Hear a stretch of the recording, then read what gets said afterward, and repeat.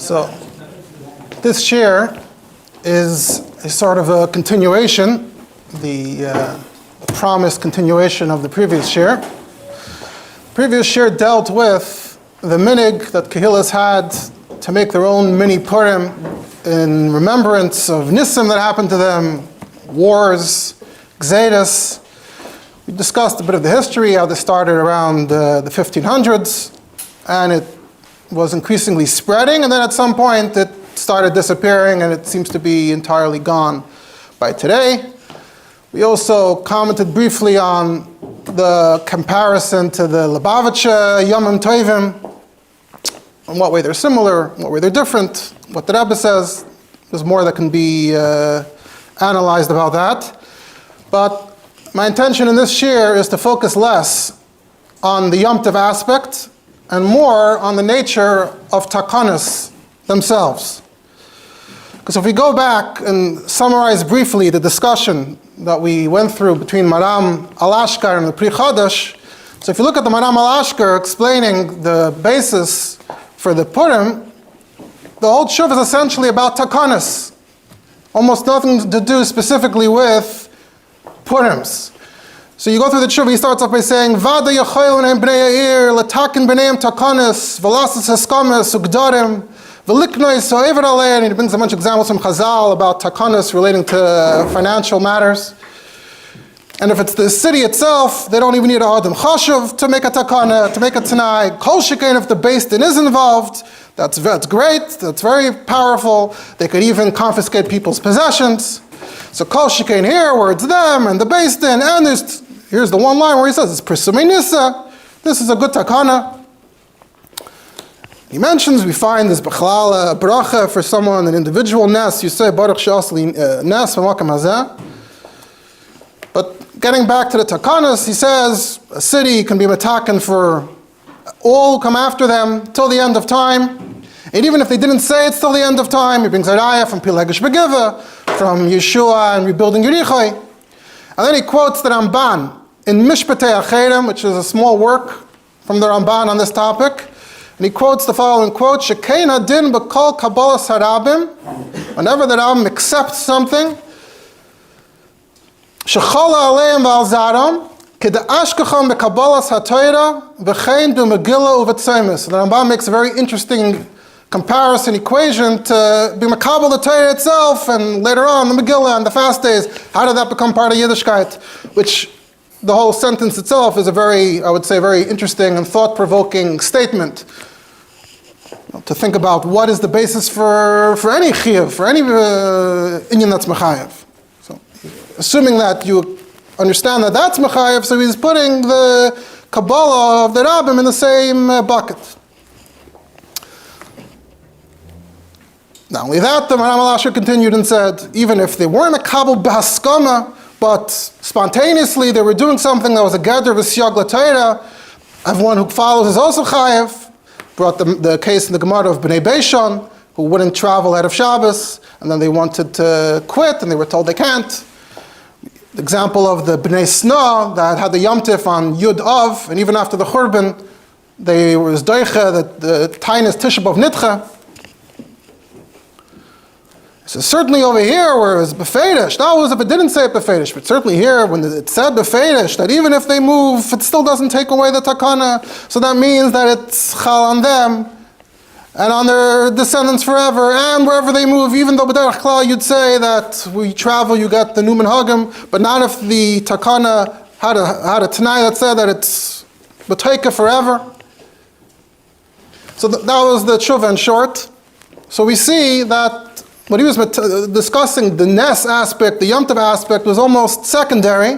He said, it's presumei nisa, you can make this takana. The whole arichas was about the taikaf of takanas, and that the taikaf is unbelievable, the power that a tzibur has. What did the Pri Chodesh say in response? No, there's a particular sugya here, there's a particular question here about establishing Yom Tovim. And his understanding of the sugya of Megillas Tainis and Shas is that we can't start adding new dates to the calendar anymore. And the way, as he concluded there, he said, "Ve'in lechalik ben yachid l'rabim da'adrab kol shekain kol dechein hu," that Rabbim is greater, and if they can't make a Yom Tov, so certainly not a Yachid. And then the discussion after the Pri Chadash, as I mentioned then in short, continued along this line. Is the Pri Chadash right? Do we disagree? Can we make a distinction and say we can't add Yom Tovim for Klal Yisrael, but a particular Kehillah, why not? Like I said, the discussion nowadays goes from there into the discussion of Yom Ha'atzmaut and similar things. And that's not the direction I want to go, and this is well-trodden, well-known stuff. But like I said, I want to focus more on the words of Reb Maram Alashkar themselves. Because that, on the other hand, is a topic that I think we tend to focus on less nowadays.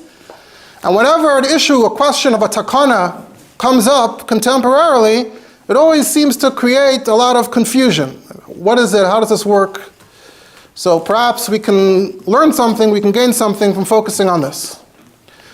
Now, to make it a little more relevant, a little more personal, so I'll give an example, a local example that people have been wondering about for the last couple of decades. All right, so here in Crown Heights, back in the Mems, Sivan Tafshin Mem Gimel. So Shiur, we're not going to get into too many details, but the Chabad community of Crown Heights had some major run-ins with another community here in Brooklyn, some violent encounters.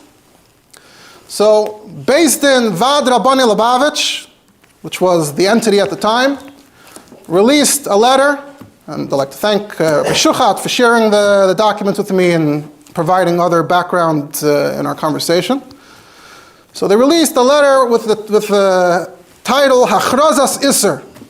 And they write, Kasher Lamaisa Hanavala, the terrible thing, Huchraz Isser, we declare an Isser on the following items, on the hechsher that has a hechsher from those that are called such and such, that hechsher. And then there's a list of brands that are prohibited, and it's basically all the Hamisha brands you ever heard of. And then there's the signature of 3 Rabbanim in the name of the Vad. A month later, in Tammuz Tafshim Mem Gimel, they released another letter, because things didn't get better, things got worse. There was another episode right afterwards, Nacha Maisa Nevala. So they reissued, they wrote another letter, and here they added a little bit. What I quoted before was basically all that was provided by way of explanation. Here there's a bit more. It says, Dover Bar, that what happened here is the fault of that rabbinic body, because they didn't protest, and they even defended it as per their community newspaper. So therefore, we're here to declare that the Isser is Oymed B'Takfai, the Adrabah, stronger than ever. And again, the list appears, although there are 4 names missing compared to the previous list, signed by the same 3 Rabbanim. And both letters have the same conclusion. They both conclude, they say, B'zois l'midai, kol zman shalei tovei midah acheres b'ksav, asher paka ha'isser, isser hanal hu b'toikfai. This is in force until you hear otherwise in writing. And there has, in fact, never been another follow-up in writing. But over the years, and I remember already myself, at a young age, in the nuns, in the 90s, there was always a certain amount of confusion surrounding this Isser. There probably were people who never took letters of Rabbanim that seriously. They didn't feel it was obligating them. But even those that did, by the time the 90s came around, there were, I would say most probably felt, or many probably felt, that it doesn't seem like it's still relevant. The reason, the rationale isn't still relevant, it's not still applicable as time has gone on for various reasons. It was also fairly known that the Rabbanim who had signed and were still alive in the nuns essentially regretted the fact that this Isser was out there. And they expressed their feeling that they thought it was right, it would be right to abolish it. But for whatever reasons, it never came to fruition in writing. There were some aspects, there were some chumras in the Isser that people that were into observing it properly kept earlier on, and then at some point they came out and said, look, actually, from reconsidering it, you don't have to take it that extreme, you can be more lenient. So here we have a practical shaila, an everyday shaila, which is very confusing, because the whole the ganze inyan is nishkin klad inyan. We don't really understand the nature of what is this isser and how does this isser work, right? What is the power of the isser? What is the halachic basis of for the fact that such an isser can be an isser? What is the taikif of that sentence? When the sentence at the end says, this isser is until you see another idol b'ksav. What's the taikif of that? What is the power of Rabbanim B'chlal? What happens when they pass away? What do we say regarding the Rabbanim who come next? What's the taikif of the kol, the tzibur? What do we do when it seems like the reason isn't relevant anymore? What do we do when it looks like most people aren't even observing it anymore? And what happens when it just seems to have been entirely forgotten? Etc. So here's a fairly practical example that we can use and keep it in mind as a sort of a mental test when we go through some makaydas to see how it would affect that question. And just to make it a little more personal and relevant, so I mentioned once before that sometimes I think it's kedai, before you enter a topic, a discussion, sometimes it pays to have your own theory about it, how it might work, and then you can compare and see if it stims or not. So my line of thought on this topic in the past has been that you look in the history, look in the past, there were many takanas over time. These Purims are just an example. And they were taken very seriously at the time, but it always seems like as time goes on, at some point, most takanas fall away. Like they've just been forgotten. And sometimes you see that, in this kehillah, they came to be mechadish the takana. Why are they being mechadish the takana? Probably because they felt that it was fading away, so they came to be mechadish it. Or sometimes the opposite. You see a discussion about an ancient takana as if it's like obvious that it's nothing to do with us, but there was once a takana. So my thought process was that sometimes you have takanas that really catch on, and maybe they even mamish become part of Yiddishkeit. You have certain takanas like that for sure. But then you have other takanas that always, even Mishas Maaseh, they feel like an external, an extra imposition. Yeah, we're doing it, but it's not. Why are we doing it? Because they said so, we have to do it. So, gravity is pulling it in the other direction. So naturally, historically, we see that as time goes on, they tend to fall away. So my idea is that when you put out a letter like this, a haidah like this, so as long as the sign is hanging on the wall in shul, if it mamish becomes part of Yiddishkeit, this is great. But if it's as long as it's hanging in the wall and shul, so there's some kind of ongoing measures are being taken to remind everyone that there's a takana. So it exists as long as that is the case. But the second you take down the sign and no one ever mentions it again, so now the process of being forgotten is in process, and it's on the road to being this battle in Gansen. So someone who was always makbid on it became part of his anhaga, so it's hard to say that they'll ever forget it. But the community is always growing. There'll always be new people. More and more of them are not really familiar, may never have heard of it at all, because no one's making it their business to tell anybody about it. And maybe someone heard something, but they never really saw, how do we observe it, do we not? No, it's not. They never really saw it in practice. So it never became personal, never became part of their anhaga. So maybe it's already batal for those people. That's my gedank. So now the question is that correct?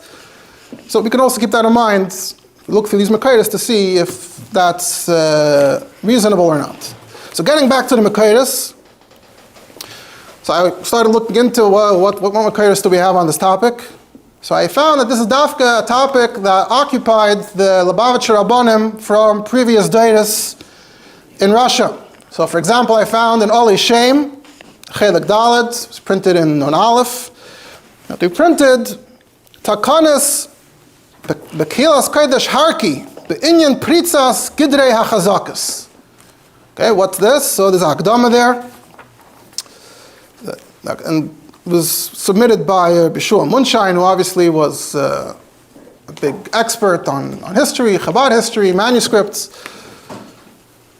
So he writes the bit of background history. He says, we're talking about Horky, if you look it up. Horky or Gorky is in Belarus today. So in 1805, Tafkuf Samarchei, there was some kind of, they were expelled. The Yidden were expelled from their life as they had known it there in Horky. And then around Tafkuf Pei Gimel, 1822, they were allowed to return. But at the same time, there was a large influx of other Yidden that were immigrating there from other towns. So it started undermining, the Kehillah had a certain way of running, the Gerush and returning, and then the influx, it was undermining the Storim, the Sidrei HaKehillah. So they had to be mechazik and be mechadesh, the old takanas, and to put charamas on them. So the following Te'udah, this document, which was written in Shiur 1850, is part of that. And where do we have this from? There's a Pinkus. The Pinkus of Horky has been preserved. It's in the National Library of Israel's manuscript division. And the author, the main signature, the Rav, who signs this is the Rav of Horky. His name was Rabbi Shua Elia. We know he was a chassid of the Mittel Rebbe and the Tzemach Tzedek. You can look in the Igris and see different letters to him or about him. As I was going through this, I realized that because Shua Munshine submitted it, so you can find the text online as well on Shturim. Every single article and ha'ara that he ever wrote was posted there as text many years ago. It's a very big resource.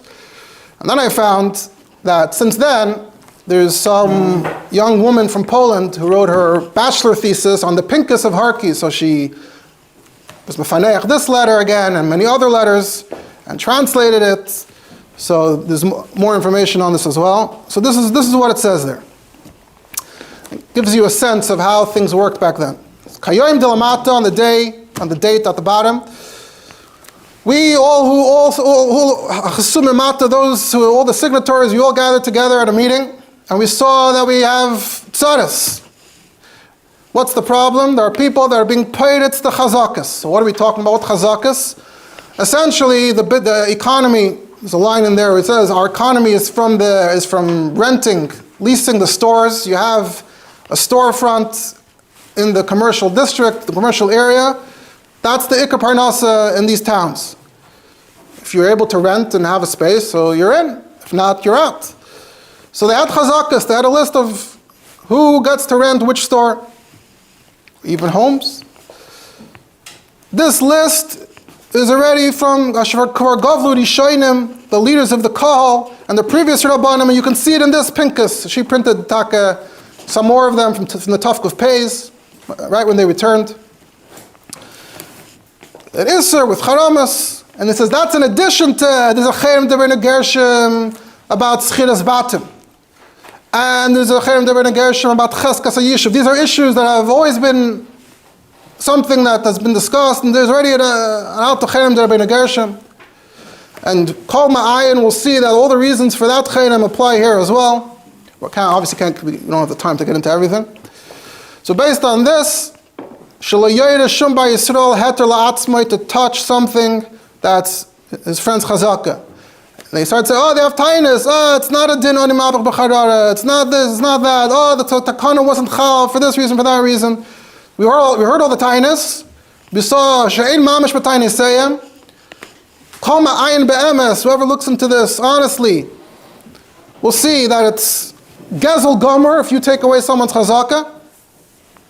That's didnt to Gemara, and that's besides cherem deber gershim, etc., and the previous takana. So therefore, we're being matul a good rabba, b'cherem chamor, cherem shel Yeshua ben Nun, kol olas uklalas haksuvas b'teiras kainam mishnah Torah, very strong lashonos. There will be chal kol bar Yisrael who's pirates these chazakas. Even if you can make the argument that al pi din it's not gezel. Just for example, one of their tainas was, you have a case where the guy's going to take over the lease anyway. I'm not taking it away from the yid. The yid lost it. The guy's taking it. Now I'm going to take it from the guy. No. Still, yesh isur b'cheirem hanal liyisrael achel likach hachanos. You have to give it back to the Yisrael Harishon. includes all efanim, all exceptions you can think of. And because it's lemigdar milsa, because there's a good reason for it, so the cherem is chal, and even on those who disagree, who think this is the wrong thing to do,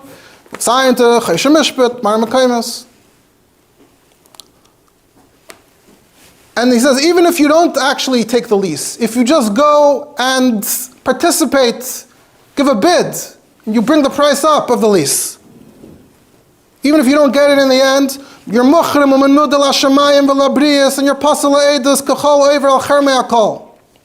And you're not chayzer l'kashrusay until you repay the damage you caused. U'mamayne hefker, k'mei hefker based in the g'dayli adar. And it's pashut that if the takana is done b'cheirim chamur, so it's also chal on the next generation and the generations after them. Like it says in Yeridei Siman Reish Chav Ches, Siman Reish Chav Ches is din hataras nedarim. No, das Rabim, Hilchos Nedarim Bechlal are from Reish Gimel to Reish Lamed Hey, so this is Reish Chav Ches, deals with these inyanim. So it says there in Sif Lamed Hey that it's chal on the future Dairies.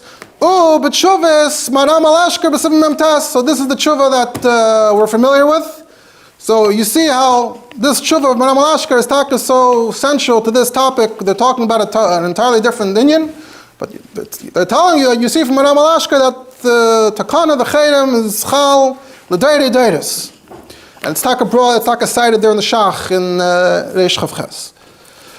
So therefore, anybody who decides to fight on, thinks it doesn't apply to him, and Beis Din can use a shamtan and nidui to force him to fix what he wronged. And if you listen, then everything will be good. And they sign, Hayom Yom Gimel Shilchol Beiki Toiv, Toiv Tevis, in the year Tafresh Yud. And that sign, Yeshua Elia, and then a list of names who were clearly the community leaders. And then they add, Hayom Delamata, we're going to actually write the list again of who the chazakas belong to. Okay? So here we have an example of a kahila and a tzarav that were very confident in their power to make takanas, to make charamas on the one hand. On the other hand, we see that there were always people that didn't actually want to listen for whatever reason. So how did they respond? They just came at them with more charamas. And to bavar in every time and say, we don't accept them. So here you see a takana and a cherem in its natural context. That means in Russia 170 years ago, this is how the kahila operated. This is how they sought to enforce control of the things they wanted to control. But we don't see any attempt here, any serious attempt here, to argue against the cherem. Right? Here we have represented only the side that's very interested in the cherem. Turns out that dafka and the shalos of shuvas of the Tzemach Tzedek, there are a number of shuvas mamish on this inyan of kehilas that were experiencing a problem with their takana and their cherem of their own, and they were trying to figure out how they can get around it, and they ended up asking a shaila. And as far as I could tell, it doesn't seem like there's been much discussion about these shuvas of the Tzemach Tzedek, which is maybe the case for most of the Tzemach Tzedek's shuvas, unfortunately. So whenever we have the opportunity to unearth shuvas of the Tzemach Tzedek, there's an extra chavivas, you could say. So that's what we're going to focus on. It's going to be a start. We're only going to get into a little bit, and this part itself is going to have to be split, Mitzvah Hashem, into part 1 and part 2. So I'm going to start with the last one. The shuvas, the relevant shuvas in Tzemach Tzedek are Yeridei, Kuf Peches, Kuf Tzedek Beis, Kuf Tzedek Gimel, Kuf Tzedek Dalad. They're in the section of Hilchos Nedarim, which is where these halachos are in Shulchan Aruch. I saw taka that in the Sefer Piskei Pri Megadim, the Rebbe Zayda, Avram Dovid Lavut, so he also does most of the Sefers actually just ha'aris on Shulchan Aruch from his copy. So in Siman Reish Chav Ches, where it talks about that if a tzibur agrees on something, then it's not so easy to ein lehem takana achi yischar to kulam. So he's talking about Tzayin there, the Rebbe Zayda, Ayin Shut Tzemach Tzedek, Admer Tzemach Tzedek, Kuf Peches, Hakim Beis, Hakim Beis. So this is Tzedek Daled. We're going to start with the last one first. The Tzemach Tzedek says, I was asked by the people of Rudny. So we know Rudny it's a town very close to Lubavitch. I believe the train station was there. So they were asked about the ches. As we know, ches is short for cherem. I was asked about the cherem they have, mishanim kadmonius, and out the cherem. What was the cherem for? You can imagine what are they unleashing the big ches against? The cherem was not to take svarim out of the shul. You think your shul is bad when they write Isser Gomer. They went straight to the cherem. Unless the moira, the matz who was paskening, because we know in those days people didn't, how many people could even own svarim? There's one shas per shtetl, etc., etc. So if the moira needs a sefer to be ma'ayin, he needs to take it out of shul, that's the exception. Now the shul got old, and there's rain, there's a leak, and the svarim are getting ruined. But the ikar, what's the v'gam v'hu ikar? That Roiv Yakiri Ha'ir, the cream of the town, they built a different base medrash. They moved out. And they want to learn there. There's a few balabatim that are still davening and learning in the old one. So the new base medrash is arguing that we want to take half or even most of the svarim from the alter base medrash and put them in the new base medrash. Now we can learn there. Mitzvahs Talmud Torah derabim. There's a cherem. You know what? The problem is, we don't even know what the cherem is. Which means that they've been kept active. The cherem was felt and enforced for all these years, but at this point, no one even remembered who, what, how. There's a cherem. So the question is, does it have to be, was the cherem that it should be in a beis medrash? Happened to be only one at the time, but they meant that it should be in the beis medrash, a beis medrash. And now that we have two, so it's not connected to cherem, we're just moving this farm around. Or no, maybe it was tack this beis medrash. So now the question is, nafsham b'sheilosam, they want to know, can we be mad to the cherem by getting roiv ansheir? Because the roiv, I guess, are davening there, they have the roiv. They just need to know if they can go ahead. Or do they need kulam?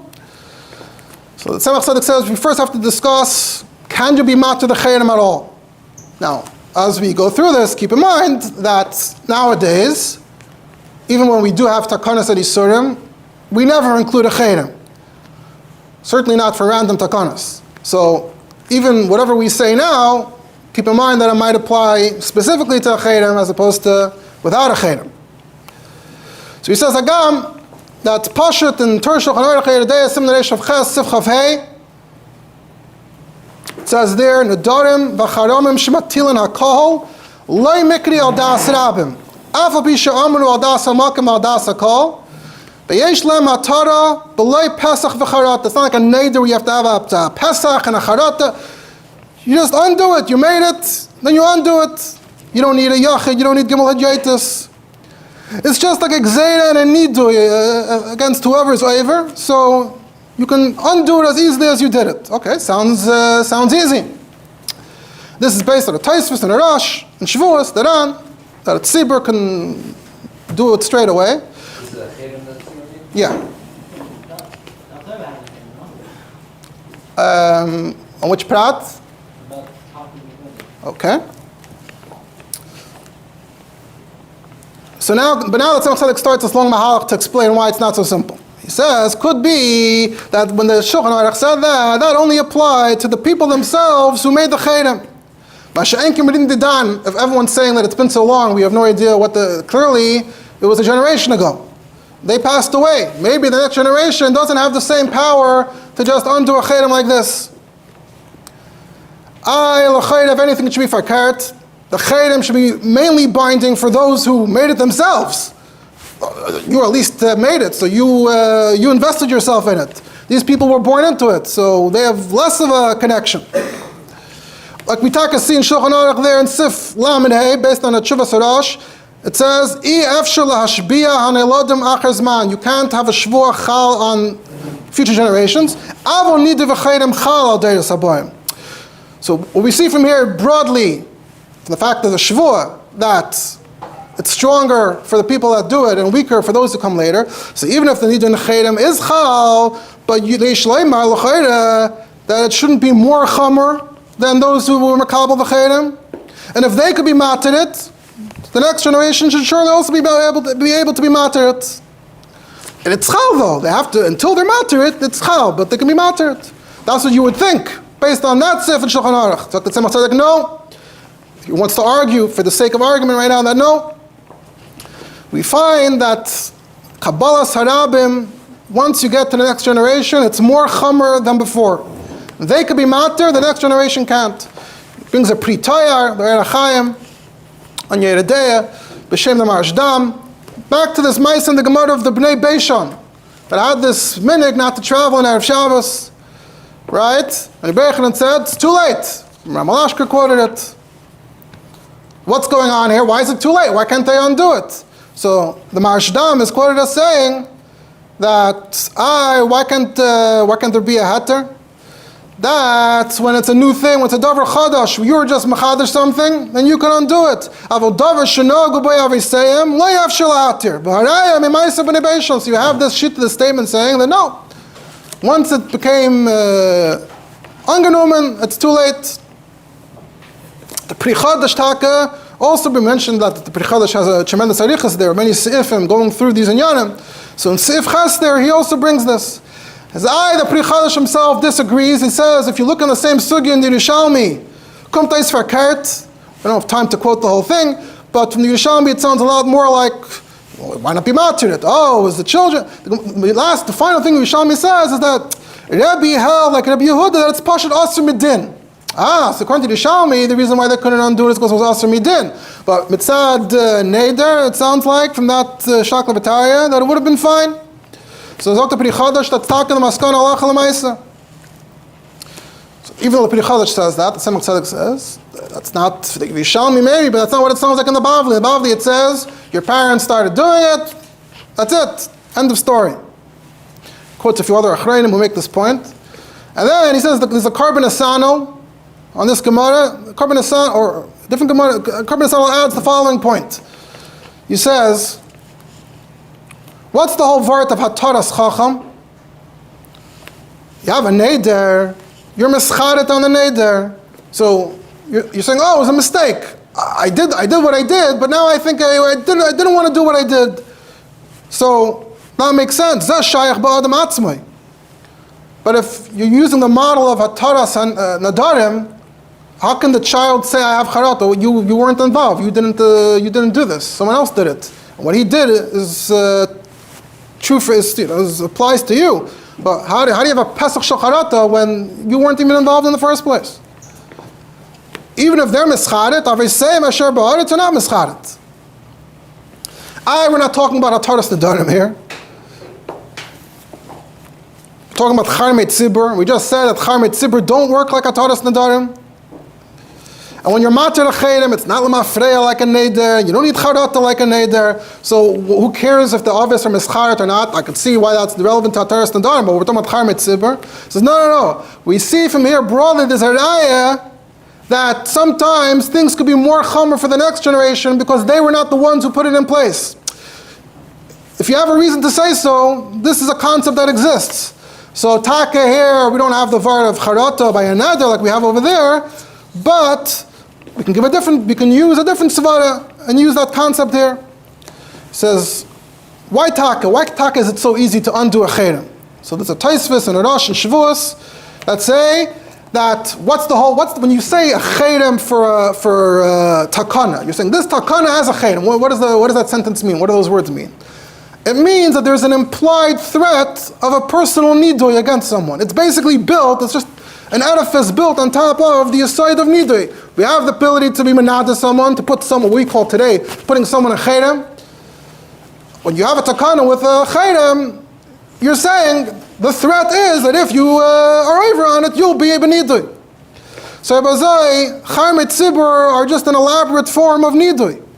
Now, if you're menada someone directly, let's say you skip the takana, you went straight and you were menada someone.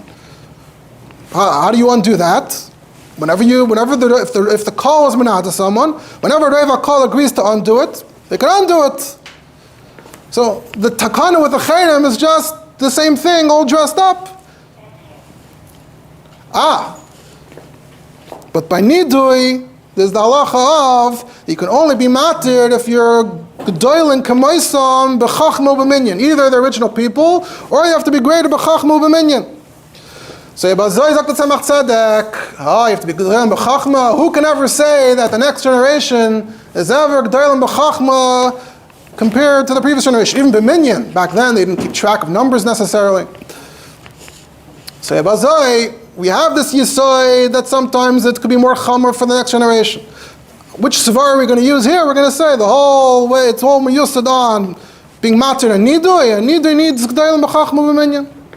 And he says, that's taka, look in the Mishpat HaCherem of the Ramban, that Hitaka says the following generations can only be matir if they're g'dayim k'meisim b'chachma b'minyan. In fact, if you look up the Mishpat HaCherem, what is it? Why did the Ramban write it? The whole Sgan of the Mishpat HaCherem is that he saw that people take the cherem too easily. They make it, they undo it. So the Ramban's coming to explain, oh no, the cherem is a serious business. And that's where we have the quote from that we quoted before, that it's like Kabbalah Satira. So that's the long argument of the Tzemach Tzedek to say that, maybe it's not so pashut, maybe there's no solution to this cherem. And the Tzemach Tzedek says, as Kedarkei, that he'll switch to make the opposite point. There's a different mahalach. There's the Rashba and the Ran that have a different explanation as to why we can just undo a cherem charmet zibur. He says, you know why? It's the minig.